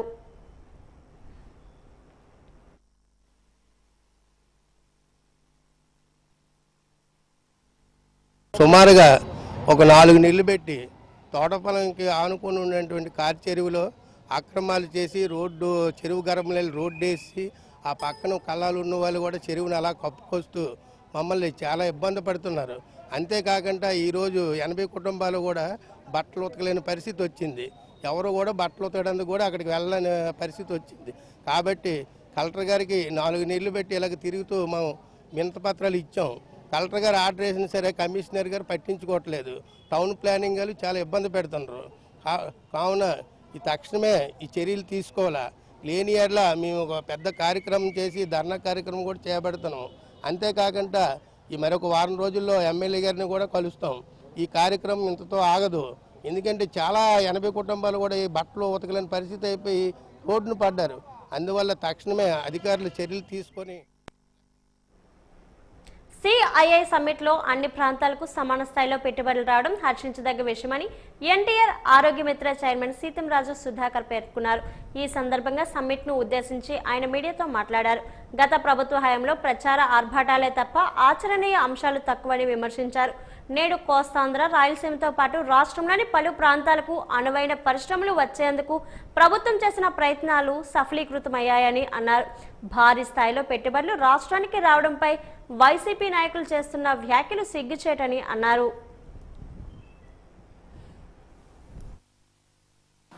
నిర్వహించిన ఈ రాష్ట్రానికి దశా దిశ నిర్ణయించే విధంగా ఈ బిజినెస్ సమ్మిట్ జరిగింది. విచిత్రం ఏంటంటే ఏ ఒక్క ప్రాంతానికి కాకుండా రాయలసీమ, కడప, చిత్తూరు, ఉమ్మడి కడప కూడా పెట్టుబడులు వెల్లువలో వచ్చాయి. ఇండోసోల్ కానీ, రుయా కానీ, డైకిన్ కానీ, ఎస్ఏఈఎల్ కానీ ఇలాంటి కంపెనీలన్నీ కడప, చిత్తూరు ఏరియాని ఎంచుకున్నాయి. ఎస్పెషల్లీ రెన్యూవబుల్ ఎనర్జీలో ఎక్కువ శాతం రాయలసీమ జిల్లాల నుంచే రెన్యూవబుల్ ఎనర్జీని ఎంపిక చేసుకోవడం జరిగింది. అందరూ విన్న విధంగానే గూగుల్ మన ఆంధ్రప్రదేశ్ దశ దిశ మార్చేది. ఎందుకంటే ఇండియాస్ బిగ్గెస్ట్ డేటా సెంటర్ అవ్వబోతుంది. మళ్ళీ దాని తోడు రిలయన్స్ రెడీ అయిపోయింది. లంకాపట్నం పరిధిలో ఉన్న హుదూద్ తుఫాన్లో ఇచ్చిన అపార్ట్మెంట్లో సుమారు 500 మంది నిరుపేదలు నివసిస్తున్నారని, వారికి మంచినీటి సౌకర్యాన్ని కల్పించాలని ఏపీ రెల్లి ఉపకులాల సంక్షేమ సంఘం అధ్యక్షుడు స్వామి మురళీమోహన్ డిమాండ్ చేశారు. వారికి మౌలిక సౌకర్యాలను కల్పించాలని కోరుతూ జిల్లా కలెక్టర్కు వినతి పత్రాన్ని అందజేశారు. త్రాగునీరు లేక ఎన్నో అవస్థలు పడుతున్నారని ఆవేదన వ్యక్తం చేశారు. రహదారి సౌకర్యం కూడా కల్పించాలన్నారు. ఎన్నోసార్లు అధికారులకు చెప్పినా ఫలితం లేదని అన్నారు. ఇప్పుడైనా వారి సమస్యను పరిష్కరించాలని కోరారు. లంకాపట్నం 12 డివిజన్లోనే ఎఫ్సి వేరహౌస్ రైసుగూడము మరియు హుదూద్ తుఫాన్లో ఇచ్చిన అపార్ట్మెంట్ 500 కుటుంబాలు ఉన్నారు. కానీ ఇంతవరకు అక్కడ మంచినీళ్ళు సదుపాయం లేదు, కొలాయిలు లేదు, నీళ్ళు లేక ఆ యొక్క నిరుపేదలందరూ 2 కిలోమీటర్ 3 కిలోమీటర్లు వెళ్ళి ఒక్కొక్క బింది తెచ్చుకొని వండుకోవడం తాగడం అనేది జరుగుతుంది. కాబట్టి ఆ యొక్క ఏరియాకు హుదూద్ తుఫాను ఉన్న అపార్ట్మెంట్కి వెంటనే మన అక్కడ నీరు సదుపాయం కల్పించి అక్కడ మంచినీరు కొలాయిలు వేయించాలని మన విజయనగరం జిల్లా స్థానిక ఎమ్మెల్యే అయిన పూసపాటి అతిథి విజయలక్ష్మి గజపతి మేడం దగ్గరికి వెళ్ళి మెమరాండం ఇవ్వడం జరిగింది. దాన్ని మేము రెక్టిఫై చేస్తాం, దాన్ని న్యాయం చేస్తామని చెప్పడం జరిగింది. అట్లాగే అక్కడి నుండి కూడా మన విజయనగరం జిల్లా కలెక్టర్ గారి దగ్గర కూడా వచ్చి మన సమస్య అనేది హుదూద్ తుఫాన్లోనే సుమారు 500 ఇల్లు ఉంది, దాన్ని మంచినీళ్ళు లేక చాలా ఇబ్బందులు పడుతున్నాం, మంచినీళ్ళు కొలాయిలు సదుపాయం కల్పించండి అని చెప్పడం జరిగింది. సిఐఐ భాగస్వామ్య సదస్సు నేపథ్యంలో గతవారం ఆగిపోయిన ప్రజా సమస్యల పరిష్కార వేదిక కార్యక్రమం నేడు యథావిధిగా కొనసాగింది. కలెక్టరేట్ మీటింగ్ హాల్లో జరిగిన పీజీఆర్ఎస్ లో ప్రజల నుండి వినతులను జిల్లా collector MN Harendra Prasad, joint collector K Mayur Ashok తదితరులు వినతులు స్వీకరించారు. సమస్యలు ఎప్పటికప్పుడు పరిష్కార దిశగా చర్యలు చేపట్టాలని అధికారులను ఆదేశించారు. అర్జీలు, ఫిర్యాదులు పునరావృతం కాకూడదని, అందుకు తగిన విధంగా అధికారులే క్రమశిక్షణతో పరిష్కారానికి కృషి చేయాలని సూచించారు.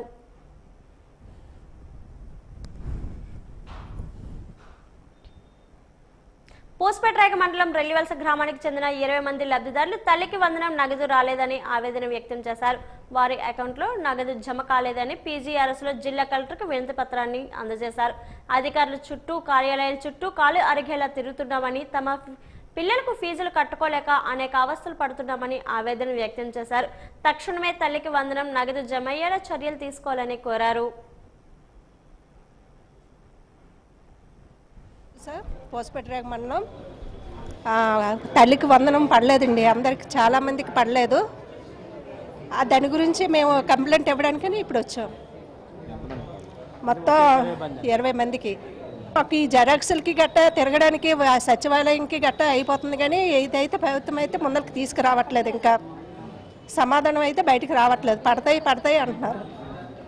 అంటే మీదనైతే పడిపోయావండి, అదే ఆన్లైన్లో అవ్వట్లేదని, పడట్లేదని చెప్తున్నారు. లాభం అనేది మాకు తెలియట్లేదు. కానీ దగ్గర అక్కడ ఉన్న ప్రజలు అంటే చదువుకున్న స్టూడెంట్స్కి అందరికీ ఒకరు పడి ఇంకొకరికి పడలేదు. ఆ లోపం అనేది మరి ఇక్కడ ఎప్పుడు ఈ ప్రాబ్లం ఏంటంటే కొన్ని స్కూళ్ళు కొన్ని కాలేజీలు అయితే ప్రాబ్లం ఉంది. ఇప్పుడు 4 కాలేజీలు అనేది డేటా అనేది పంపించడం అనేది చాలా లేట్గా అయింది. సో దానివల్ల రీజన్ అనేది అధికారులు చెప్పడం జరిగింది. దాన్ని కూడా ప్రాబ్లమ్స్ అనేది క్లియర్ చేయడం అయితే జరిగి వీళ్ళు ఆ గ్రీవెన్స్ సచివాలయంలో ఉన్న గ్రీవెన్స్కి వెళ్ళి కంప్లైంట్ దప్పాలుగా ఇవ్వడం జరిగింది. అక్కడ పేమెంట్ అనే ప్రాసెస్లో ఉంది, మీకు పడుతుందని చెప్పడం అనేది గవర్నమెంట్ అయితే చెప్పడం జరిగింది. అంటే ఒకరికి పడి ఇంకొకరు పడకపోతే అంటే పల్లెటూరు ప్రజలు అలాగ ఉంటుందంటే మనకు రాదు ఏమో ఒక అపోహ అయితే ఇక్కడ రావడం జరిగింది. దీన్ని ప్రభుత్వం అనేది మేము కంప్లైంట్ ఇచ్చిన మాత్రం ఇక్కడ మేము ప్రభుత్వం విశాఖ ఉక్కుపై రాష్ట్ర ముఖ్యమంత్రి నారా చంద్రబాబు నాయుడు అనుచిత వ్యాఖ్యలు చేశారంటూ వైసీపీ నాయకులు కొండా రాజీవ్ మండిపడ్డారు. ఈ మేరకు మద్దెలపాలెం పార్టీ కార్యాలయంలో ఏర్పాటు చేసిన విలేకరుల సమావేశంలో రాజీవ్ మాట్లాడుతూ కార్మికుల కృషి లేకుండా ఉక్కు పరిశ్రమ నవరత్న గుర్తింపును సాధించిందా అని ప్రశ్నించారు. కార్మికులు పనిచేయడం లేదంటూ సీఎం చేసిన వ్యాఖ్యలు అసంబద్ధత అన్నారు. వెంటనే కార్మికులకు క్షమాపణ చెప్పాలని డిమాండ్ చేశారు. మన మాన్య ముఖ్యమంత్రి శ్రీ చంద్రబాబు నాయుడు గారు నిన్న మాట్లాడుతూ ఒక గొప్ప మాట మాట్లాడాడు. అంటే ఆయన విజనరీ అంతా ఎక్కడ పెట్టారు, ఆయన వయసు, ఆయన అనుభవం, ఆయన స్థాయి అన్నీ మరిచి అంత గొప్ప విశాఖ స్టీల్ ప్లాంట్ని పట్టుకుని వైట్ ఎలిఫెంట్ అని మాట్లాడారు. విశాఖ స్టీల్ ప్లాంట్ కార్మికులను ఉద్దేశిస్తూ కార్మికులు పని చేయకుండా ఇళ్లలో పడుకుని జీతాలు అడుగుతున్నారని అన్నారు. ఇది ఎంత తప్పుడు మాట, ఇది ఎంత దుర్మార్గమైనటువంటి మాట. అసలు విశాఖపట్నం స్టీల్ ప్లాంట్ అంటే ఏమనుకుంటున్నారు నారా చంద్రబాబు నాయుడు గారు? విశాఖపట్నం యొక్క నగరాన్ని, ఉత్తరాంధ్ర ప్రాంతాన్ని, ఆంధ్రప్రదేశ్ రాష్ట్ర పారిశ్రామిక చరిత్ర దిశను మార్చినటువంటి పరిశ్రమ విశాఖ స్టీల్ ప్లాంట్. విశాఖ సిటీని స్టీల్ సిటీగా పిలుచుకునే స్థాయికి తీసుకెళ్లినటువంటి పరిశ్రమ విశాఖ స్టీల్ ప్లాంట్. విశాఖ నగరాన్ని ఉక్కు నగరం అనే స్థాయికి తీసుకెళ్లినటువంటి పరిశ్రమ విశాఖ స్టీల్ ప్లాంట్. అటువంటి విశాఖపట్నం స్టీల్ ప్లాంట్ను ఉద్దేశించి, అటువంటి విశాఖపట్నం స్టీల్ ప్లాంట్ కార్మికులను ఉద్దేశించి మీరు వైట్ ఎలిఫెంట్ అని, ఇళ్లలో పడుకుంటున్నారని కార్మికులను అవమానిస్తూ స్టీల్ ప్లాంట్ను అవహేళన చేస్తూ ఆఖరి 4వ సోమవారం కావడంతో ఈ రోజు శివాలయాలు భక్తులతో కిటకిటలాడింది. హరహర మహాదేవ శంభో శంకర్ అంటూ భక్తులు పెద్ద ఎత్తున నినాదాలు చేస్తూ శివలింగానికి పాలాభిషేకంతో పాటు పలు అభిషేకాలు నిర్వహించి భక్తి శ్రద్ధలతో భక్తులు పరమశివునికి పూజలు నిర్వహించారు. వేకువజాము నుంచే భక్తులు తండోపతండాలుగా క్యూ లైన్లో వెళ్లి శివ దర్శనం చేసుకుని అనంతరం ఆలయ పూజారులు గురునాథ గురుస్వామి, రాధాకృష్ణ గురుస్వాములు తీర్థ ప్రసాదాలు భక్తులకు అందజేశారు. అలాగే నందిగాం శివాలయంలో కూడా భక్తులు వెళ్లి శివ దర్శనం చేసుకున్నారు. గ్రామాన భక్తులు ఆ పరిసర ప్రాంతాల్లో ఉన్న శివాలయాల్లో పూజలు నిర్వహించుకొని శివనామ స్మరణతో భోగలింగేశ్వర స్వామి ఆలయాలు శివనామ స్మరణతో మారుమ్రోగింది.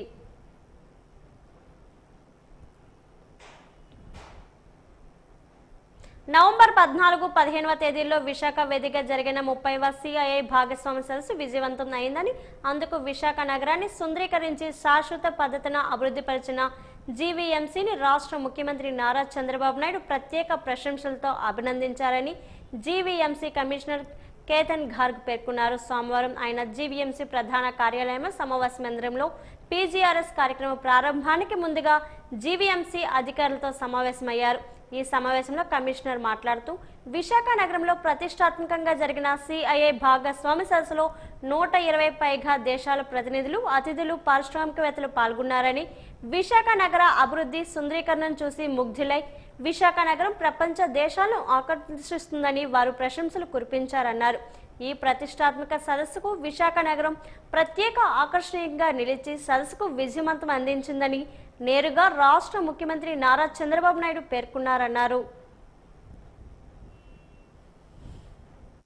ప్రత్యేక ప్రశంసల జల్లులు విజయనగరం జిల్లా బొండపల్లి మండలం గెద్దపేట గ్రామంలో స్వయంభూగా వెలిసిన ప్రాచీన కాలం నాటి శివాలయంలో కార్తీక 4వ సోమవారం పురస్కరించుకొని తెల్లవారుజాము నుంచి ఆ శివయ్యకు ప్రత్యేక పూజలు నిర్వహించారు. విజయనగరం రాజులు బొబ్బిలి అడ్డదారిలో యుద్ధానికి వెళుతూ ఇచ్చట స్వయంభూగా వెలిసిన బ్రహ్మరాంబిక సైతి మాధవ లింగేశ్వర స్వామికి ప్రతిష్ఠించినట్లు ఆ గ్రామ పెద్దలు తెలిపారు. కార్తీక 4వ సోమవారం సందర్భంగా సుమారు 4000 మంది భక్తులు అన్న సమారాధన కార్యక్రమం చేపట్టామని తెలిపారు. ఊరందరి ప్రజల సహకారంతో మరి స్వాముల సహకారంతో మరి గ్రామ పెద్దల సహకారంతో ఈ ఆలయాన్ని అభివృద్ధి చేసుకోవడం, అలాగే విరాళాలు ఇచ్చిన దాతలు, అలాగే ప్రతి సోమవారం కూడా ఇక్కడ అన్నదాన కార్యక్రమం జరపబడుతుంది. ప్రతి కార్తీక మాసంలో ఎన్ని సోమవారాలు అయితే 5 సోమవారాలు అయితే 5 సోమవారాలు, 4 సోమవారాలు అయితే 4 సోమవారాలు, మినిమం 15,000 మంది తగ్గకుండా ప్రతి సోమవారం అన్నదాన కార్యక్రమం జరపబడుతుంది.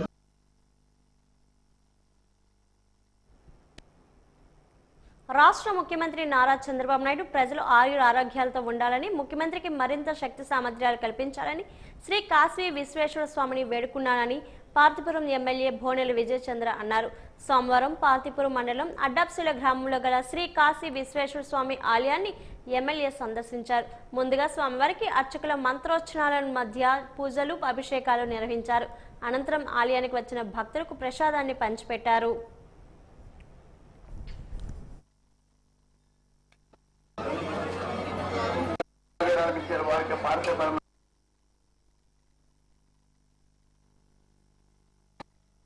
కార్తీక మాసంలో ఆఖరి సోమవారం ఈ వారంలో కాశీ విశ్వనాథ స్వామి టెంపుల్ మన రాష్ట్రంలోనే ప్రసిద్ధి గల టెంపుల్, అలాగే మన జిల్లాలో ఏకైక, అలాగే రాష్ట్రంలోని ప్రపంచంలో అతిపెద్ద నంది గల టెంపుల్ కూడా మన నియోజకవర్గంలో ఉండడం. అయితే మా ఇష్టదైవం కాశీ విశ్వేశ్వర స్వామిని ఏ సంవత్సరం కోరుకునే విధంగానే ఈ సంవత్సరం కూడా ఆంధ్రప్రదేశ్ అభివృద్ధి చెందాలని, గౌరవ ముఖ్యమంత్రి గారు ఆరోగ్యం బాగుండాలని, అలాగే ఆయనకి ఇంకా ఎక్కువ శక్తిని, ఎనర్జీని ఇవ్వాలని, ఈ రాష్ట్రాన్ని ముందు 2029 కల్లా రాష్ట్రాన్ని అభివృద్ధి పథంలో తీసుకురావాలని, అలాగే నిరుద్యోగవతికి ఉద్యోగాలు రావాలని, అందరూ ఆనందంగా సంతోషంగా ఉండాలని మనస్ఫూర్తిగా కాశీ విశ్వేశ్వర స్వామిని కోరుకోవడం జరిగింది. అలాగే నియోజకవర్గంలో కూడా అభివృద్ధికి నాకు కావాల్సిన శక్తిని, బలాన్ని విశ్వేశ్వర స్వామి ఇవ్వాలని మనస్ఫూర్తిగా కోరుకోవడం జరిగింది. నియోజకవర్గం ప్రతి ఒక్క ఓటర్ కూడా ఆరోగ్యంగా ఉండాలని మనస్ఫూర్తిగా కోరుకోవడం జరిగిందని అందరికీ తెలియజేస్తున్నాను. ఆంధ్రప్రదేశ్ను పెట్టుబడుల హబ్గా మార్చేందుకు సీఎం చంద్రబాబు, మంత్రి నారా లోకేష్ ఎంతో వ్యూహాత్మకంగా శ్రమిస్తున్నారు. నిరూపణగా సిఐ భాగస్వామి సదస్సు నిలిచిందని ఎస్కోట శాసనసభ్యురాలు కోళ్ల లలిత కుమారి తెలిపారు. ఈ రోజు లక్వర్కోట తెలుగుదేశం పార్టీ కార్యాలయంలో ప్రెస్ మీట్ నిర్వహించడం జరిగింది. రాయలసీమ, కోస్తాంధ్ర, ఉత్తరాంధ్ర 3 ప్రాంతాలకు సమానంగా పెట్టుబడులు వచ్చేలా మంత్రి లోకేష్ ప్రత్యేకంగా కంపెనీలు గైడ్ చేశారు. AP CRDA, energy, food processing, పరిశ్రమలు, వాణిజ్యం, ఐటీ, ఎలక్ట్రానిక్స్, టూరిజం, మున్సిపల్ వంటి కీలక శాఖల్లో ఒప్పందాలు కుదరడం పెట్టుబడులు సమగ్రంగా ఆకర్షిస్తున్న ప్రభుత్వ నైపుణ్యాన్ని చూపింది. అంచనాలకు మించి పరిశ్రమలు ఏపీ వైపు పరిగెత్తి రావడం చంద్రబాబు, లోకేష్ నాయకత్వంలో అభివృద్ధి మళ్లీ ట్రాక్ పైకి వచ్చిందని నిరూపించింది. రాష్ట్ర వ్యాప్తంగా ప్రతి ఒక్క జిల్లాలకు కూడా ప్రాధాన్యత ఇస్తూ ఈ పెట్టుబడులన్నీ కూడా రాయలసీమ జిల్లాలకు పెద్దపేట వేశారు, ఉత్తరాంధ్రకు వేయడం జరిగింది. అదేవిధంగా కృష్ణా, గోదావరి, గుంటూరు జిల్లాలకు కూడా పెద్దపేట వేస్తూ అమరావతి నిర్మాణానికి, అమరావతి పూర్తి చేయడానికి, అమరావతిని దేశంలోనే ఎక్కడా లేని విధంగా మన రాజధానిని కూడా అమరావతిని సుందరీకరణలో కానీ అభివృద్ధిలో కానీ పెద్దపీట వేయడం కూడా మరి పెట్టుబడుల్లో మనం చూసాం. ముఖ్యంగా మన ప్రాంతంలో మా మహిళలకి ఎవరైతే దేశ విదేశాల నుంచి మహిళలు వచ్చారో మంగళగిరి టెక్స్టైల్ మరి చేనేత చీరలు కూడా వాళ్ళకి బహుమతులుగా ఇస్తే అందరూ కూడా అలంకరణ చేసుకొని చంద్రబాబు నాయుడు గారిని అభినందించడం, లోకేష్ బాబు గారిని అభినందించడం కూడా మనం చూసాం. ఏది ఏమైనా మన గౌరవ రాష్ట్ర ముఖ్యమంత్రి వర్యులు చంద్రబాబు నాయుడు గారి నేతృత్వంలో ఇంత పెద్ద ఎత్తున పెట్టుబడులు రావడం, సదస్సు విజయవంతం అవడం, ఇది నిజంగా మరి వారికే పెద్ద ఎత్తున ఒక పండగ వాతావరణంలో 48 దేశాలు సుమారు భాగస్వామ్యం అవడం ఇది ఎంతో ఆంధ్రప్రదేశ్కే గర్వకారణం. దేశంలో విశాఖపట్నం త్వరలో గేట్వే ఇండియాగా మారనుందని పార్తీపురం ఎమ్మెల్యే భోనెల విజయచంద్ర అన్నారు. విశాఖపట్నంలో ఈ నెల 14, 15 తేదీల్లో నిర్వహించిన సిఐఐ ఏపీ 30వ భాగస్వామి సదస్సులో పాల్గొని వచ్చిన ఎమ్మెల్యే విజయచంద్ర సోమవారం పార్తీపురంలో విలేకరులతో మాట్లాడారు. ముఖ్యమంత్రి నారా చంద్రబాబు నాయుడు, ఐటీ మంత్రి నారా లోకేష్ సారథ్యంలో జరిగిన సిఐఐ సదస్సులో జాతీయ, అంతర్జాతీయ పారిశ్రామికవేత్తలు, వివిధ రంగాల ప్రతినిధులు తరలివచ్చి కూటమి ప్రభుత్వంపై నమ్మకంతో సుమారు 13 లక్షల కోట్ల పెట్టుబడులు ముందుకు వచ్చాయన్నారు. కూటమి ప్రభుత్వం అధికారంలోకి వచ్చిన 16 నెలల్లోపే 613 ఒప్పందాలతో సుమారు 17 లక్షల మందికి ఉద్యోగ అవకాశాలు కల్పించేందుకు ఒప్పందం కుదుర్చుకుందన్నారు. గత ప్రభుత్వంలాగా ఫేక్ ఎంఓఎస్ లేవు, అప్పడాలు పెట్టడానికి ఎవడో రాలేదు, పూతరేకులు ఎంఓఎలు జరగలేదు, ఇంకోటి మామిడి తాండ్రి అది కూడా జరగలేదు. ఎందుకంటే మీ అందరికీ చెప్పాలి, ఈ గుడ్డు మంత్రి ఎవడైతే ఉన్నాడో ఎవరు గుడ్డెట్టినా జగనే గుడ్డెట్టాడు అంటాడు, ఎవరు గుడ్డు పెట్టినా జగన్ గుడ్డే అంటాడు, ఏం తీసుకొచ్చినా జగనే అంటాడు, డేటా సెంటర్ తీసుకొస్తే అది జగన్ ఉన్నాడు అంటాడు, అరే లేదు గూగుల్ వచ్చిందంటే దానికి జగన్ ఉన్నాడు అంటాడు, లేదు ఆశ్రమిట్లో వచ్చిందంటే మా జగన్ మాట్లాడాడు అంటాడు. ఏం అర్థమవుతుందో తెలియదు. అది ప్రజలకే వదిలేసాం. ఎందుకంటే రాజకీయ విమర్శ చేయడం కన్నా కొన్నిసార్లు వాళ్ళు ప్రస్తావన ఎంత తక్కువ చేస్తే అంత మంచిది అనేది. ఎన్ని మాట్లాడినా ఎన్ని ఫేక్ ప్రచారాలు చేసినా ప్రజలు వాళ్ళని నమ్మడానికి అసంభవం. రాష్ట్రానికి మంచి రోజులు వచ్చాయి. ఖచ్చితంగా 2029 కల్లా రాష్ట్రంలో పెను మార్పులు, అభివృద్ధి పనులు, యువతకి ఉద్యోగాలు, ఎడ్యుకేషన్ హబ్ కింద మారబోతుంది. విశాఖపట్నం అనేది ఈ దేశంలో మీ అందరికీ తెలిసిందే 4 సిటీల్ని కేంద్ర ప్రభుత్వం, ఒకటి వారణాసి, ఒకటి విశాఖపట్నం, ఇంకొకటి గుజరాత్లో సూరత్ అనుకుంటా, ఇంకొకటి సౌత్లో 4 పెడితే విశాఖపట్నాన్ని కేంద్ర ప్రభుత్వం ఈ ఒక్కదాన్ని ఖచ్చితంగా పెద్ద సిటీగా చేయాలి. ఇంతవరకు గేట్వే ఆఫ్ ఇండియా అంటే ఏమంటారు తెలుసా? ముంబై అంటారు. ఇప్పుడు గేట్వే ఆఫ్ ఇండియా అంటే విశాఖపట్నం అనే విధంగా ప్రతి ఒక్కరూ పరుగులు పెడుతున్నారు. కార్తీక మాసం చివరి సోమవారం కావడంతో విజయనగరం పట్టణంలో ఉన్న శైవ క్షేత్రాలు శివనామ స్మరణతో హోరెత్తాయి. పట్టణంలోని కొత్తపేట శివాలయం వీధి 3 కోవెల్లో మహాశివునికి అర్చకులు విశిష్ట పూజలు చేశారు. ఉదయం వేకువజాము నుంచి శివునికి పూజలు చేశారు. మహిళలు పుణ్య స్నానాలు ఆచరించి కార్తీక దీపాలను వెలిగించి మొక్కులు చెల్లించుకున్నారు. పరమశివునికి దర్శనం కోసం భక్తులు బారులు తీరారు. సోమవారం మహాశివునికి ప్రీతిపదమైన రోజు కావడంతో, అందులో కార్తీక సోమవారం కావడంతో శివాలయాల వద్ద భక్తులు రద్దీకి ప్రాధాన్యత చోటు చేసుకుంది. మహాశివుని దర్శించేందుకు వచ్చిన భక్తులకు ఎటువంటి దర్శనం లేకుండా చేసుకునేందుకు ప్రత్యేక క్యూ లైన్లు ఏర్పాటు చేశారు.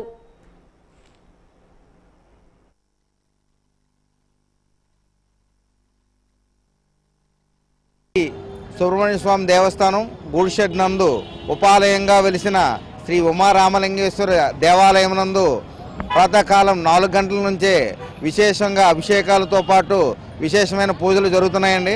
అలాగే భక్తులు సుమారుగా ఇప్పటికే 2000 మంది పైగా భక్తులు వచ్చి స్వామివారిని దర్శించుకొని తీర్థప్రసాదాలు స్వీకరించారండి.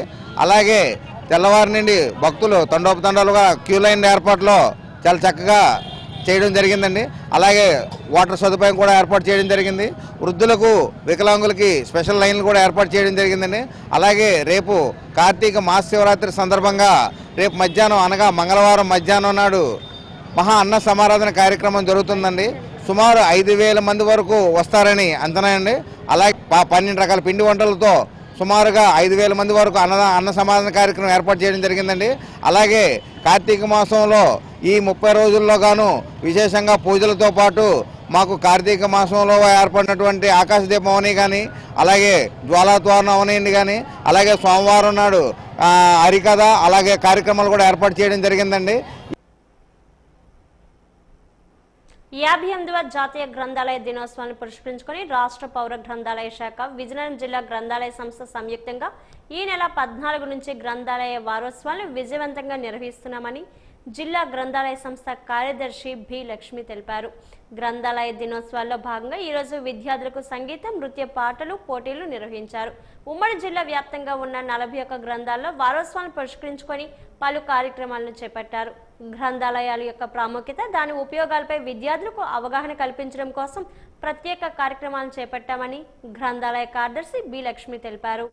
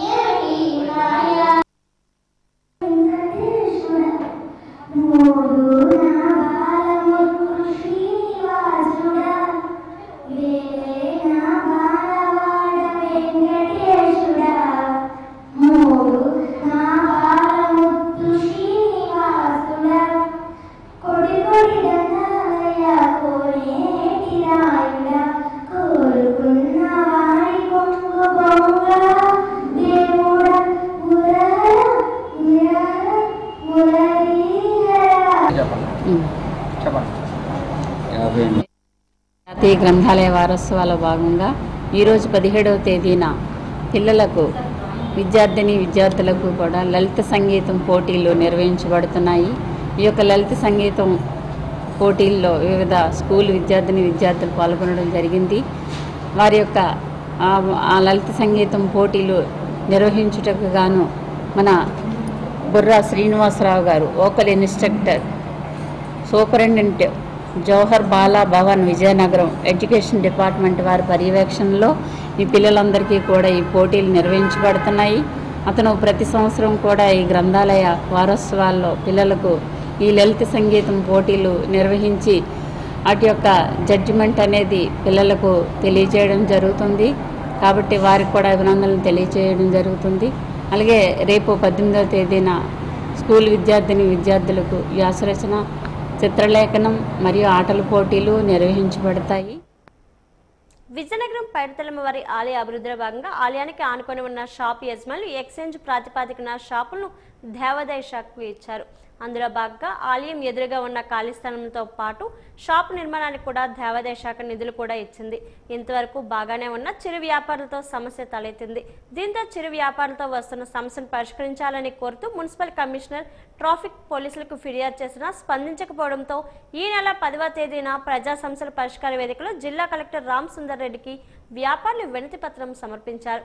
వ్యాపారులు ఇచ్చిన ఫిర్యాదుపై జిల్లా కలెక్టర్ స్పందించి షాపులు ఎదురుగా ఉన్న చిరు వ్యాపారులను తొలగించేలా చర్యలు తీసుకోవాలని మున్సిపల్ పోలీస్ అధికారులకు కలెక్టర్ ఆదేశాలు జారీ చేశారు. దీంతో ఈ రోజు ఉదయం పైడితల్లమ్మ వారి గుడి ఎదురుగా ఉన్న చిరు వ్యాపారుల్ని మున్సిపల్ పోలీస్ యంత్రాంగం సంయుక్తంగా తొలగించారు. దీంతో చిరు వ్యాపారులు ఆందోళన వ్యక్తం చేస్తున్నారు. గత 50 ఏళ్లుగా గుడి ఎదురుగా ఉన్న చిన్న కొట్టులు పెట్టుకొని జీవనం సాగిస్తున్నామని, అర్ధాంతరంగా కొట్టులు తీసేస్తే మా పరిస్థితి ఏమిటని ప్రశ్నిస్తున్నారు.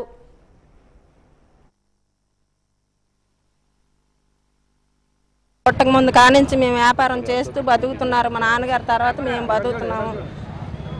కాబట్టి ఈరోజు తెల్లవారితప్పటికి వస్తేప్పటికి మా షాపులన్నీ అల్లా కొల్లాలు చేసి మొత్తం మున్సిపాలిటీ వాళ్ళు, పోలీసు వాళ్ళు, మున్సిపాలిటీ వాళ్ళు మా షాపులన్నీ తొలగించేశారు. మొత్తం అన్నీ పట్టుకొని వేసుకొని వెళ్ళిపోయారు. సామాన్లన్నీ వేసుకొని వెళ్ళిపోయారు. మాకు పెట్టిన భిక్ష అశోక్ బాబు గారే పెట్టారు. అతని దైవధనం మీద మేము ఇక్కడ జీవించుకొని వస్తున్నాం.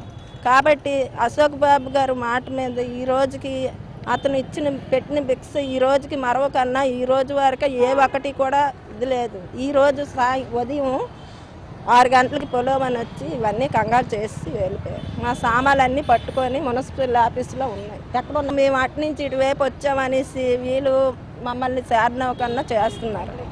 వాళ్ళ ముందర మమ్మల్ని వ్యాపారం చేయనిస్తున్నారు కాదు. వాళ్ళకి ఏ ఒక్క ఆటంకం లేకుండా మేము వ్యాపారాలు చేస్తున్నాం. వాళ్ళ ప్లేస్లు వాళ్ళకి వదిలిస్తే మేము చేస్తున్నాం. ఒక సైడ్ని పెట్టుకుంటున్నాం. ఆ సైడ్ని ఒకరు, ఈ సైడ్ని ఒకరు పెట్టుకొని వాళ్ళ ప్లేస్లు వాళ్ళకి మధ్యలో నుంచి వదిలేస్తున్నాం. సంవత్సరాలు బట్టి ఇక్కడ మా అమ్మగారు వ్యాపారం చేసేవారండి గోనేసుకొని. ఏంటి ఆవిడ చనిపోయిన తర్వాత అమ్ముకుంటున్నాం కొబ్బరికాయలు పైడతలు. తల్లిదండ్రుల సంరక్షణ మరియు వయోవృద్ధుల చట్టం 2007 అనే అంశంపై శృంగవరపుకోట జూనియర్ సివిల్ జడ్జి కుమారి బి కనకలక్ష్మి అధ్యక్షన స్థానిక పంచాయతీ కార్యాలయ సమావేశ మందిరంలో న్యాయ అవగాహన సదస్సును నిర్వహించారు. సదస్సును ఉద్దేశించి న్యాయమూర్తి మాట్లాడుతూ తల్లిదండ్రుల సంరక్షణ వారి యొక్క పిల్లల ప్రథమ కర్తవ్యం అన్నారు. ఒకవేళ ఏమైనా వారిని నిర్లక్ష్యం చేసిన యెడల పిల్లలపై కఠిన చర్యలు తీసుకుంటూ చట్టాలు ఉన్నాయన్నారు. అలాగే ప్రభుత్వం తరపున కూడా వయోవృద్ధులకు వివిధ రకాల సంక్షేమ పథకాలు ఉన్నాయని, ఆ సంక్షేమ పథకాలు అమలు కాని యెడల పిల్లల తల్లిదండ్రులు నిర్లక్ష్యం చేసిన పెన్షన్ అందే విధానంలో ఎటువంటి లోపాలు ఉన్నా స్థానిక మండల న్యాయ సేవా కమిటీని స్పందించడం ద్వారా తగు సూచనలతో ఉచిత న్యాయ సహాయం ద్వారా అందించబడుతుందన్నారు. రాసిన ఏదైతే గిఫ్ట్ ఉందో దాన్ని క్యాన్సిల్ చేయండి అని చెప్పేసి మీరు సివిల్ దావా వేసుకోవచ్చు. ఆ దావా వేసుకోవడానికి కూడా మీకు ఏంటంటే లీగల్ ఎయిడ్ కౌన్సిల్ ఇవ్వడం జరుగుతుంది. సో అటువంటి ఇష్యూస్ ఏమైనా ఉన్నప్పుడు మీరు కోర్టుకి అపీల్ కావచ్చు. At the same time village areas లో ఏం జరుగుతుందంటే జనరల్ గా మీరు మీ చిల్డ్రన్స్ కానీ మీరు కానీ ఏదైనా డబ్బు నెసెసిటీ ఉన్నప్పుడు వెళ్ళి నోట్లు రాయించుకుంటే ఒక దగ్గర ఎవరైతే డబ్బులు ఉంటుందో వాళ్ళ దగ్గర మీరు డబ్బులు తెచ్చుకోవడానికి తెచ్చుకుంటారు జనరల్ గా. అలా తెచ్చుకున్నప్పుడు ఏంటంటే మీరు సంతకాలు పెట్టేసి లేదా సంతకం మీకు ఇప్పుడు అందరికీ బ్యాంక్ అకౌంట్స్ ఉన్నాయి కదా, బ్యాంక్ చెక్ బుక్లు ఉన్నాయని చెప్పేసి ఖాళీ చెక్ బుక్లు ఇచ్చేస్తారు. సంతకం మీదే, కానీ చెక్ అందులో అమౌంట్ రాయరు, పేరు రాయరు, టైం రాయరు, డేట్ రాయరు, ఏమీ రాయరు. మీరు ఒక బ్లాంక్ చెక్ మీద మీ యొక్క సంతకం పెట్టేసి వాళ్ళ చేతిలో పెట్టేస్తారు. ఏదో తెలిసిన వాళ్ళు కదా, ఎప్పుడు ఎందుకు మోసం చేస్తారు నా పాయింట్ ఆఫ్ వ్యూలోని తీసుకొని పెట్టేస్తారు. కాకపోతే అదే మీరు రీపేమెంట్ చేసినప్పుడు మళ్ళీ ఆ చెక్ తీసుకో, మళ్ళీ మీరు 50,000 తీసుకున్నారు అనుకోండి, దానికి ఇంట్రెస్ట్ తో ప్రకారం 50,000 కట్టేసినప్పుడు ఆ చెక్ రిటర్న్ తెచ్చేసుకోవాలి. వార్తలు ముగించే ముందు ముఖ్యాంశాలు మరోసారి.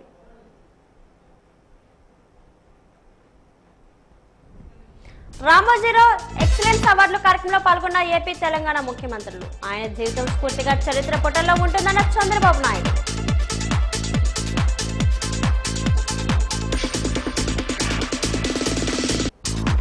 విశాఖ నగర మేయర్ పీలా శ్రీనివాస్ జన్మదిన వేడుకల్లో పాల్గొన్న శాసనసభ స్పీకర్.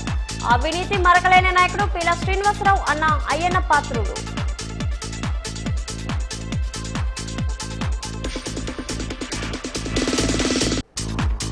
మన్యం జిల్లా సాలూరు మార్కెట్ యార్డ్ లో పత్తి కొనుగోలు కేంద్రం ప్రారంభించిన గిరిజన శాఖ మంత్రి. 24 గంటల్లో రైతుల ఖాతాల్లోకి డబ్బులు జమ అవుతాయన్న గుమ్మడి సంధ్యారాణి.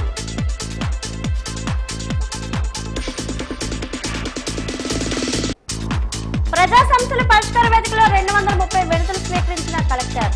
వినతులు సత్వర పరిష్కారం అయ్యేలా చర్యలు తీసుకోవాలని అధికారులకు ఆదేశాలు జారీ చేసిన రామ్ సుందర్ రెడ్డి.